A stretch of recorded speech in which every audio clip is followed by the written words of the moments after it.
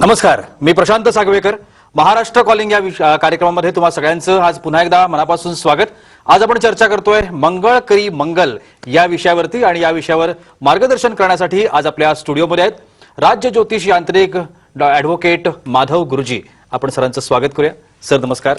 साईराम. कार्यक्रमात मनापासून स्वागत. चर्चेला सुरुवात करण्याआधी आपण सरांची थोडक्यात ओळख करून घेऊया. श्री माधव गुरुजी यांनी दिल्लीच्या शुक्राचार्य ॲस्ट्रॉलॉजी सेंटर मार्फत ज्योतिष शास्त्राच्या विविध शाखांचा तब्बल 16 वर्षांचा अभ्यासक्रम पूर्ण करून राज्य ज्योतिष यांत्रिक ही पदवी संपादन केलेली आहे. एक गोष्ट या ठिकाणी मला आवर्जून नमूद करावीशी वाटते आणि ती म्हणजे हा प्रदीर्घ अभ्यासक्रम पूर्ण केलेले महाराष्ट्रामध्ये आजच्या घडीला फक्त 7 जण आहेत आणि ॲडव्होकेट माधव गुरुजी हे त्यांच्यापैकीच एक आहेत. ॲडव्होकेट माधव गुरुजी हे रायगड जिल्ह्यातले आहेत आणि त्यांच्या घराण्याला ज्योतिष विद्याशास्त्रांची 7 पिढ्यांची परंपरा आहे आणि ॲडव्होकेट माधव गुरुजी हे त्यांचे 7वे वंशज आहेत आणि हे सगळं कार्य घराण्याची ज्योतिषशास्त्राची जी परंपरा आहे ती खूप छान पद्धतीने ते पुढे चालवत आहेत. माधव गुरुजी हे कायद्याचे पदवीधर आहेत आणि प्रतिभा ॲस्ट्रॉलॉजी सेंटर पनवेल आणि दादर या ठिकाणी आहे.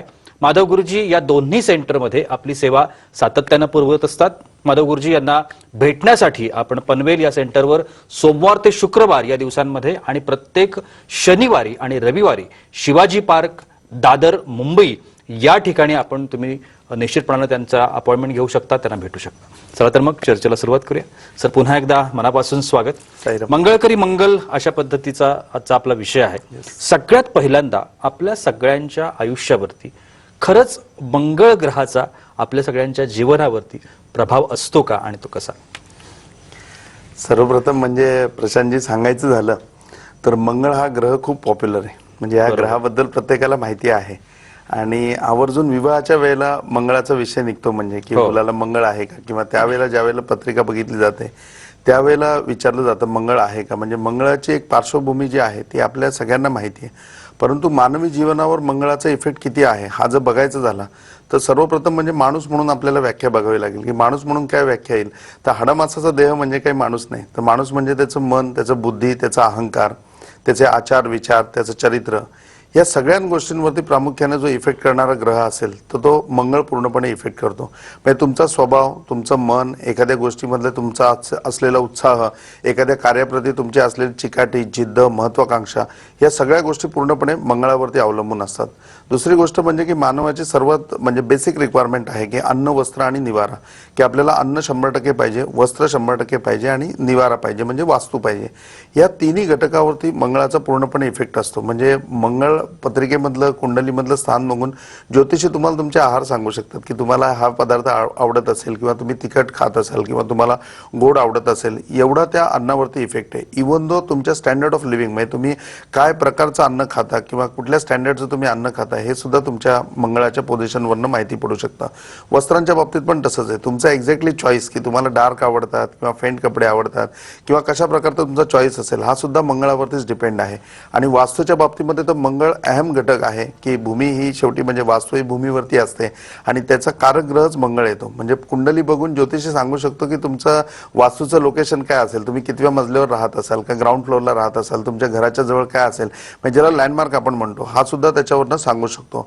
एवढं जे दैनंदिन व्यवहारामधल्या सगळ्या गोष्टी आहेत त्याच्यावरती पूर्णपणे मंगळाचा इफेक्ट असतो. त्याचबरोबर पुढे जाऊन संसार, संपत्ती आणि संतती या तिन्ही गोष्टी आहेत ह्या सुद्धा मंगळाने कारक आहेत. म्हणजे मंगळाचा संपत्तीवर सुद्धा तेवढाच इफेक्ट असतो की एखादा माणूस श्रीमंत असेल तर त्याच्या पत्रिकेमध्ये मंगळाची पोझिशन त्या हिशोबाने असते. एखादा प्रॉपर्टीच्या बाबतीत अडकत असेल किंवा त्याबाबतचे प्रश्न असतील तरी ते सुद्धा मंगळावरतीच डिपेंड चालतं. संतती, मूल तुम्हाला होणं न होणं आणि झाल्यानंतर ते कशा प्रकारचं असणं हे सुद्धा घटक पूर्णपणे मंगळावरती अवलंबून आहेत. आणि याच्या व्यतिरिक्त संसार की जे आपल्याला माहिती आहे वैवाहिक जीवन, दाम्पत्य जीवन, त्याच्यामध्ये मंगळाचा अविभाज्य भाग आहे. म्हणजे तर मेनली या सगळ्या गोष्टींवरती मंगळ कार्यान्वित असतो. आणि ॲस्ट्रॉलॉजीमध्ये जर त्याचं आपण इंट्रोडक्शन बघितलं मंगळाबद्दल, ॲस्ट्रॉलॉजी काय म्हणते तर ॲस्ट्रॉलॉजीमध्ये मंगळाला सेनापती दर्जा दिलेला आहे. म्हणजे सेनापती दर्जाचा हा ग्रह आहे. म्हणजे उद्या राज्य चालवत असताना सेनापती हा सर्वात महत्त्वाचा भाग असतो की सेनापती सगळे निर्णय घेत असतो किंवा राज्याच्या सगळ्या गोष्टींवरती इम्प्लिमेंट जे आहे ते पूर्णपणे सेनापती करत असतो. तसं मानवी जीवनामध्ये सुद्धा याचं स्थान सेनापतीसारखं आहे. आणि बुद्धिबळामध्ये जसा वजीर आहे तसा मानवी जीवनामध्ये मंगळ आहे की एक मंगळ जर मंगल असेल तर तुमचं आयुष्य मंगल होऊ शकतं पूर्णपणे, आणि एक जर मंगळ तुमच्या पत्रिकेमध्ये डिस्टर्ब असेल तर प्रत्येक गोष्टीमध्ये तुम्हाला खस्ता खाव्या लागू शकतात, प्रत्येक गोष्टीमध्ये तुम्हाला प्रॉब्लेम येऊ शकतात. तर मानवी जीवनावर सर्वात मोठा पडगा कुठल्या ग्रहाचा असेल तर तो मंगळाचा असतो पूर्णपणे. संसाराचा तुम्ही आता उल्लेख केला, वैवाहिक जीवनाचा उल्लेख केला. विवाहापूर्वी जेव्हा आपण पत्रिका बघत असतो तेव्हा आपण एक समाजामधली रूढी परंपरा पाहतो की मंगळ ग्रहावरती सगळ्यांचं लक्ष असतं किंवा त्या पद्धतीनं ते सगळं बघितलं जातं. तर खरंच ही आवश्यकता असते का? आणि जर पीडानाशक उपाय जर आपण म्हटले याच्यामधले तर ते काय असतात? प्रशांतजी, म्हणजे आवर्जून ज्या वेळेला विवाह करता पत्रिका बघतात, म्हणजे आता एक जनरल स्टँड असा झालाय की बस दोघांची शिक्षण, त्यांची मॅच्युरिटी, तर डेफिनेट की आताच्या याच्यामध्ये आपण कालाय तस्मै नमा त्याप्रमाणे चालायला पाहिजे की ह्या गोष्टींना वाव द्यायला पाहिजे. आणि ज्योतिषशास्त्रामध्ये सुद्धा या गोष्टींना वाव दिलाय किंवा आताच्या याच्यामध्ये जेवढे बघणारे ज्योतिष आहेत ते सुद्धा म्हणजे की गणदोष असेल म्हणजे मनुष्य आणि राक्षस गणांचं तर आम्ही स्वतः सांगतो की नाही याचा काही प्रॉब्लेम नाही, तुम्ही करा. परंतु कुंडलीमध्ये मंगळ हा विवाहाच्या अगोदर बघणं खूप गरजेचं आहे. कारण मॅक्झिमम वैवाहिक जीवनामध्ये जसं आपण बघतो की दाम्पत्य जीवनामध्ये खूप सारे प्रॉब्लेम असतात. मग की जसं संसारामध्ये न पडणं, डिवोर्स होणं किंवा त्यांची विभक्ती होणं किंवा त्यांच्या दाबोला राहणं किंवा संसारामध्ये दोघं जण वेगवेगळ्या ठिकाणी राहणं, अशा चिकार गोष्टी त्याच्यामध्ये फेस करायला येऊ शकतात माणसाच्या जीवनामध्ये. परंतु याच्या व्यतिरिक्त असे सुद्धा योग आहेत की काही लोकांची लग्न जमत नाही, असे योग आहेत की काही लोकांची लग्न जमतात आणि वारंवार मोडतात. म्हणजे एंगेजमेंट 2 वेळा झाली आणि दोन्ही वेळेला लग्न मोडलं. मग याच्या पाठीमागचं कारण लोकांना समजत नाही. तर याच्या पाठीमागचं कारण 100% मंगळ असतं. कितीतरी वेळेला असं होतं की विवाह झाल्यानंतर सुद्धा घटस्फोट होणं हे नॉर्मल गोष्ट आहे, परंतु त्याच्यानंतर पत्नी एक्सपायर होणं किंवा तिच्या आयुष्यामध्ये पती एक्सपायर होणं आणि वारंवार लग्न करायला लागणं. म्हणजे की असं सुद्धा असतं की पहिलं लग्न झालं त्यानंतर ते 6 महिन्यात संपलं, मग दुसरं लग्न झालं तेही 6 महिन्यात संपलं, मग तिसरं लग्न झालं ते वर्षभर टिकलं तेही संपलं. मग अशा वेळेला ज्यावेळेला चौथ्यांदा पुन्हा बोधल्यावर चढायची वेळ येते त्यावेळेला तो काय खेळ नाहीये ना की तुम्ही एकदा हारले आणि पुन्हा जिंकले. तर त्यावेळेला त्या माणसाची मानसिक अवस्था काय असेल किंवा त्याचं संसाराच्या बाबतीमध्ये किंवा इन जनरल फॅमिलीच्या बाबतीत काय ओपिनियन होईल. तर या सगळ्या गोष्टीचा विचार विवाहाच्या पूर्वीच करता येऊ शकतो जर तुम्ही मंगळ तपासला तर, मंगळ तपासून घेतला तर किंवा चांगल्या ज्योतिषाचं ओपिनियन घेतलं तर. आणि विवाहाच्या पूर्वी 100% याच्यावरती चांगले उपाय आहेत की जे उपाय जाणून तुमचं एकच लग्न होऊ शकतं आणि त्याच्यामध्ये पूर्णपणे तुम्हाला सगळ्या गोष्टी प्राप्त होऊ शकतात की जसं संतती आणि तुमचा संसारही चांगला होऊ शकतो.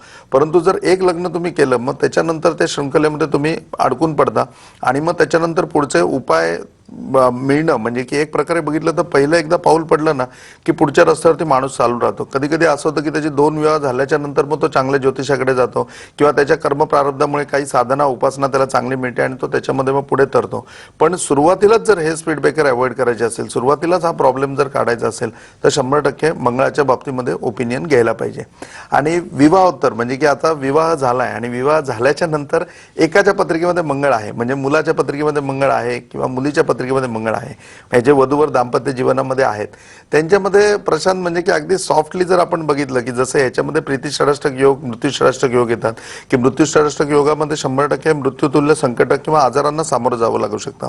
त्याच्यामध्ये थोडा सौम्य आपण प्रीतिषडाष्टक योग बघू. म्हणजे तर या योगामध्ये असं असतं की आता समजा लग्न झालंय आणि मग त्याच्यामध्ये मुलीला मंगळ आहे आणि मुलाला मंगळ नाही, तर थोडंसं उदाहरणासकट सांगतो. म्हणजे की माझं जसं प्रॅक्टिसमध्ये समवयस्क मुलं ज्या वेळेला येतात बघायला तर त्यावेळेला एक हे होऊन जातं, फ्रेंडली रिलेशन होऊन जातं.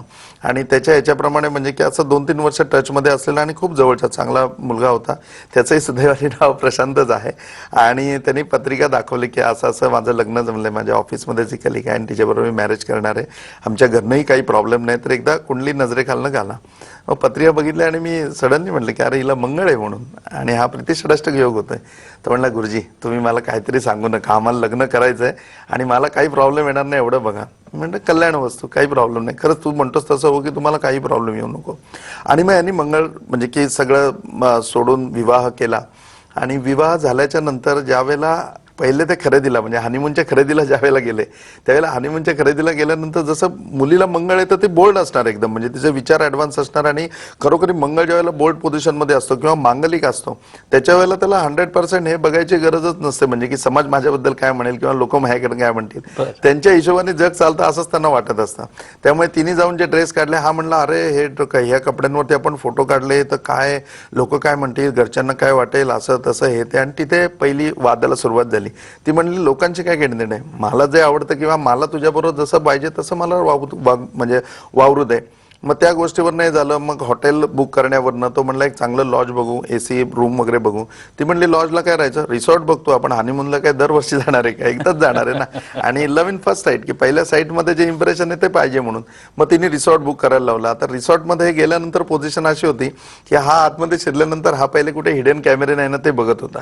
आणि जसं हनीमून पॅकेजमध्ये रूम वगैरे खूप छान चांगली सजवलेली असते, आणि हे मी त्याच्या सांगण्यावरनं सांगतोय पूर्णपणे.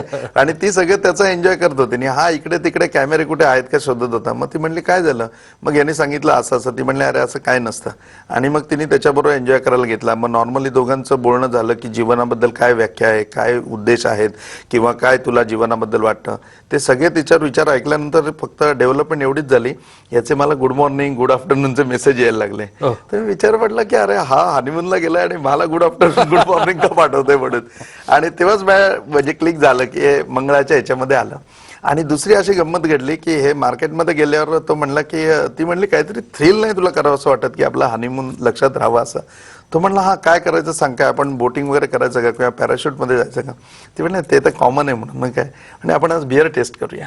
बियर टेस्ट करायचा विषय झाल्यानंतर याचे एवढे धावे दडाडले की यांनी मला फोनच केला की गुरुजी मंगळावर काय इफेक्ट आहे, म्हणजे मंगळ हा शांत करण्याकरता काही साधना वगैरे आहे का, याच्यावरती इफेक्ट करण्यासारख्या काही गोष्टी आहेत का. म्हणजे 100% आहे, तुला अनुभव यायला लागला का. तर म्हणला मला अनुभव आला. हा फर्स्ट म्हणजे की मुलीला मंगळ असेल तर. असंच एक मॅडम होत्या ज्या वधूवर सूचक मंडळ चालवत होत्या आणि त्यांच्या मुलीला त्यांनी मुलगा बघितला, म्हणजे वर्ष चॉईस केला की हा मुलगा खूप चांगला आहे आणि व्यवस्थित आहे आणि त्याला मंगळ होता. मग त्यावेळेला मला पत्रिका दाखवली त्यावेळेला त्यांना सांगितलं की मॅडम याच्या पत्रिकेत मंगळ आहे म्हणून. ते म्हणले नाही गुरुजी पण मला खूप मॅच्युअर्ड वाटतो आणि माझंही आतापर्यंत जवळजवळ 100-125 लग्न जमवलेत आणि ते सगळे संसार चांगले चाललेत, त्यामुळे मला गॅरंटी आहे. पुन्हा आपलं तेच होतं की कल्याण वस्तू.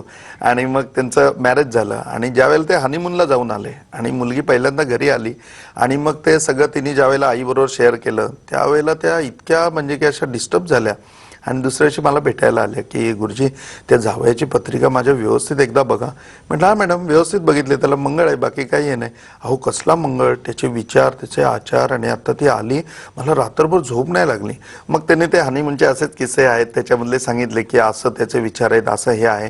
म्हणे गुरुजी नॉर्मली तुम्हाला सांगते हे हनीमूनला गेले त्या माणसाने काय खरेदी करावी. आता माझी मुलगी म्हणली रजई घेऊया आपण किंवा एखादा छान वॉलपीस घेऊया.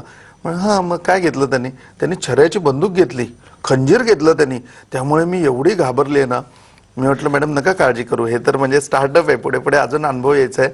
आणि मी तुम्हाला एवढाच ॲडवाईस करेन की तुमची मुलगी मॅच्युअर्ड आहे आणि तिला संसार करू दे, तुम्ही नका इंटरफेअर करू किंवा तुम्ही नका टेन्शन घेऊ.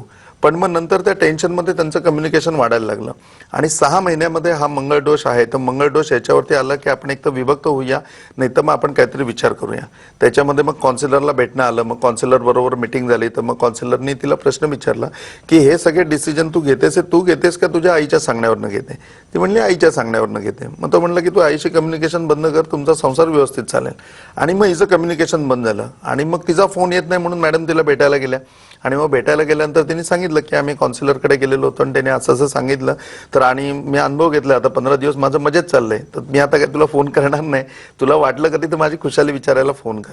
मग तिकडनं आल्याच्या नंतर त्या एवढ्या म्हणजे की डेप्रिसिएट झालेल्या की मला पत्रिका दाखवली आणि मला म्हणे आता माझीच पत्रिका बघा, माझ्या मुलीने मला असं सांगितलं. मी म्हटलं मॅडम मी स्टार्टिंगला तुम्हाला सांगितलेलं होतं की तुम्ही इंटरफेअर करू नका.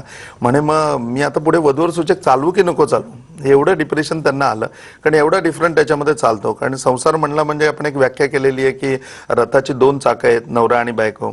आता एक चाक जर ट्रॅक्टरचा असेल आणि एक चाक बैलगाडीचा असेल तर तो रथ असा डामाडोल होईल म्हणजे पूर्णपणे. तर हा याच्यामध्ये मेजर प्रॉब्लेम असतो. आणि ज्या वेळेला अशा पत्रिका येतात म्हणजे तर त्यावेळेला मग त्याच्यावरती उपाययोजना सुद्धा ॲस्ट्रॉलॉजीमध्ये 100% आहे आणि खूप स्ट्रॉंग स्वरूपाची आहे. म्हणजे ज्या वेळेला विवाहाच्या उत्तर असं असेल की विवाह तुमचा वारंवार करावा लागतोय किंवा सौख्य मिळत नाही, तर त्याच्यामध्ये दशमहाविद्या यंत्र आहे की त्याच्याने हा तुमचा 2nd, 3rd मॅरेजचा प्रॉब्लेम सॉल्व्ह होऊ शकतो. आणि जे स्टेबल मॅरेज आहे ते स्टेबल मॅरेज तुमचं होऊ शकतं आणि कंटिन्युटी तुम्हाला लाभू शकते. फक्त तसे योग तुमच्या कुंडलीमध्ये असायला पाहिजे. दुसरा फॅक्टर असा असतो की समजा एकच विवाह होणार आहे आणि मग पुढे दुसऱ्या विवाहामध्ये सक्सेस आहे तर डेफिनेट त्याच्यामध्ये कुंभ विवाह, विष्णू विवाह या प्रकारचे विधी केले जातात. आणि ज्या वेळेला असं आहे की फक्त प्रीती षडाष्टक योग आहे आणि मंगळामुळे प्रॉब्लेम येतोय तर मग त्याच्यामध्ये प्रॉपरली मांगल्य सिद्धीचं मंगळ यंत्र येतं ते आम्ही वापरायला सांगतो. नागनागिन जोड वापरायला सांगतो. ज्याला मंगळ असतो त्याला पवळं वापरायला सांगतो, किंवा जी व्यक्ती आहे की ज्याला मंगळ नाहीये त्याला कॅटाय किंवा रुबी रत्न वापरायला सांगतो. या गोष्टीचा पूर्णपणे इफेक्ट त्याच्यावरती होतो.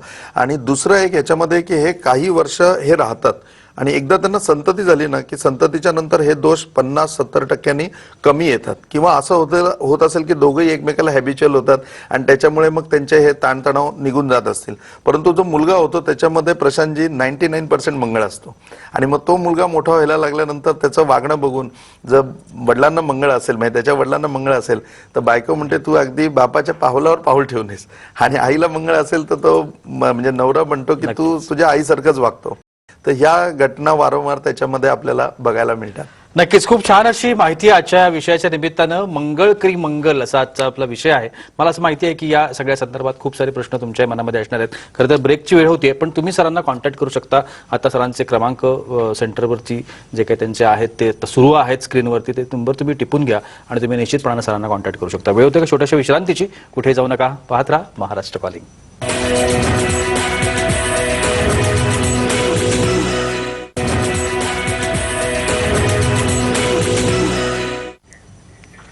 मंगळ करी मंगल या विषयावरती आपण चर्चा करतोय. ब्रेकनंतर तुम्हा सगळ्यांचं स्वागत. आणि ॲडव्होकेट माधव गुरुजी आपल्याला मार्गदर्शन करतात. सर, मंगळाविषयी तुम्ही माहिती देताय. सगळ्यात महत्त्वाची असते आर्थिक परिस्थिती प्रत्येक माणसाची.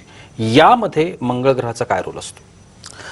आज म्हणजे ह्या आपल्या कार्यक्रमाच्या माध्यमातून ह्या विषयावरही प्रकाश पडेल की मंगळावर फक्त संसारी जीवन डिपेंड नाहीये, तर आर्थिक सक्षमता ही सुद्धा मंगळाचा सर्वात महत्त्वाचा भाग आहे. आपण पहिल्या प्रश्नामध्ये बघितलं की संपत्ती हा मंगळाचा भाग आहे.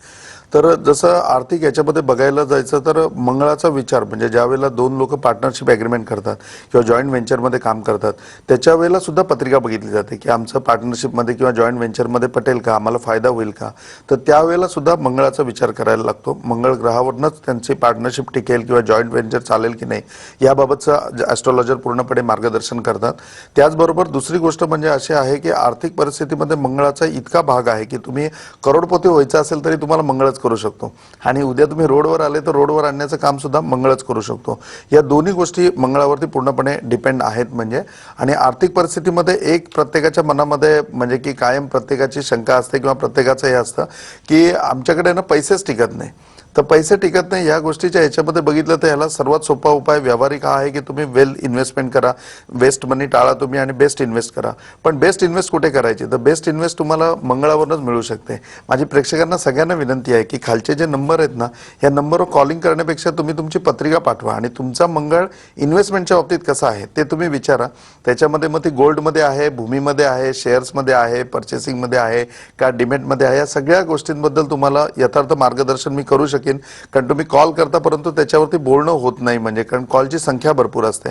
तर व्हॉट्सअपला तुम्ही पाठवलं तर 100% त्याचं अँसरिंग करू शकतो. आणि तुमचा जो वेस्ट मनी टळला आणि तुम्ही बेस्ट इन्व्हेस्ट केली तर 100% तुम्ही श्रीमंत व्हाल आणि त्याचा सर्वात जास्त आनंद मला होईल आणि आजचा आपला एपिसोड सुद्धा सक्सेस होईल. नक्कीच. मंगळ ग्रह मंगल करण्यासाठी ऑस्ट्रोलॉजीमध्ये शेवटची काही सेकंद माझ्याकडे आहेत. मला उपाय जाणून घ्यायचे आहेत. काय उपाय असतील? मंगळ हा सदैव मंगलच असायला पाहिजे आणि तो मंगल करण्याकरता सर्वात सुंदर असं आहे की जे गणपतीचं नाव आहे मंगळमूर्ती, ते गणपतीने मंगळावरनं धारण केलेलं आहे. म्हणजे मंगळावरती प्रभावित होऊन त्यांनी ते स्वतःचं नाव मूर्ती ठेवलेलं आहे.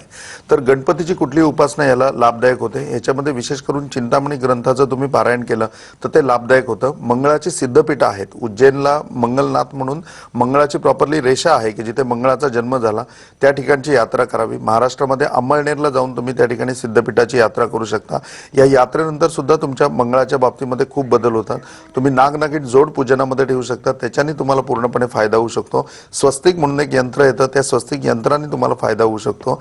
त्याचबरोबर दुसरी गोष्ट म्हणजे की विनायकी चतुर्थीचा उपास हा तुम्ही करू शकता. मंगळवार आणि प्रदोष ज्या दिवशी एकत्र येतो त्याला भौम प्रदोष म्हणलं जातं. तर तो भौम प्रदोष साधारण वर्षातून 6 किंवा 7 येतात. त्या भौम प्रदोषचा उपास तुम्ही केला तर त्याच्यामध्ये निश्चितपणे तुम्हाला मंगळाचा मंगलकारी फायदा मिळू शकतो. आणि त्याचबरोबर म्हणजे की जसं यंत्रांच्या बाबतीमध्ये मंगलसिद्धी यंत्र आहे, स्वस्तिक यंत्र आहे, की त्या यंत्रांचा वापर करून तुम्ही मंगळावरती पूर्णपणे म्हणजे मंगलमय स्वर प्राप्त करू शकता. तुम्ही हल्ली कासवाची जी रिंग घालता बोटामध्ये, ती कासवाची रिंग सुद्धा मंगळाचीच आहे, त्याच्याने सुद्धा चांगल्यापैकी फायदा होतो. एक गुंजा नावाचं तुम्हाला माहिती असेल तर छोटं फळ येतं, ती गुंजा तुम्ही स्वतःच्या जवळ बाळगून त्याच्यामध्ये फायदा करून घेऊ शकता. एक काळी हळद येते, त्याच्याने फायदा होऊ शकतो. वास्तूमध्ये नागवेलीचा वेल म्हणजे आपल्या खायच्या पानाचा वेल, तो लावल्यानंतर सुद्धा तुमच्या आर्थिक परिस्थितीमध्ये खूप फरक पडतो. इवन दो तुमच्या मांगलिक म्हणजे की मंगलमय होण्याकरता सुद्धा त्याचा तुम्हाला भरपूर फायदा होतो. असे अनेक ॲस्ट्रॉलॉजीमध्ये उपाय आहेत. याच्यामध्ये प्रॉपरली चिंतामणी सिद्धीमध्ये एक पवळं म्हणून रत्न येतं, जे धारण करून त्याचा तुम्हाला विशेष करून फायदा होऊ शकतो. आपल्याकडे ते उपलब्ध सुद्धा असतं आणि त्याचा तुम्हाला निश्चितपणे तुम्ही अनुभव घ्यावा असं मला वाटतं. आणि जे काही मंगळाच्या बाबतीत तुमच्या मनामध्ये शंका असेल किंवा तुमच्या कुंडलीमध्ये नक्की मंगळ कसा आहे, तो कसा मंगलकारी होऊ शकतो तुमच्याकरता किंवा त्याचा तुम्ही किती जास्तीत जास्त फायदा घेऊ शकता, त्याच्याकरता नक्की खालच्या नंबरवरती तुमची पत्रिका किंवा फोटो, जन्माचे डिटेल्स आहेत ते तुम्ही मला फॉरवर्ड करा. डेफिनेटली मी तुम्हाला त्याच्यामध्ये मार्गदर्शन करेन आणि हा मंगळ तुमच्या आयुष्यामध्ये मंगलकारी झाल्यानंतर खूप आनंदमय असं तुमचं आयुष्य असेल. नक्कीच खूप छान असं मार्गदर्शन आजच्या विषयाच्या निमित्तानं आपल्याला सरांनी केलेलं आहे. तरीही काही शंका असतील, तसं आत्ता जसं सरांनी सांगितलं की त्यांना तुम्ही तुमची पत्रिका व्हॉट्सअप करू शकता, तुम्हाला निश्चितपणे मार्गदर्शन मिळेल. सर, तुम्ही आजच्या कार्यक्रमामध्ये आलात आणि एवढी छान माहिती आमच्या प्रेक्षकांना दिलीत, त्यासाठी अगदी मनापासून आभार. श्री गोरक्षनाथ आप सबकी भली करे, श्री साईनाथ आप सबकी भली करे, श्री गुरु निरंजननाथ विजय तेतराम आदेश. आणि याबरोबरच वेळ होते इथेच थांबण्याची. कुठेही जाऊ नका, पाहत राहा साम टीव्ही.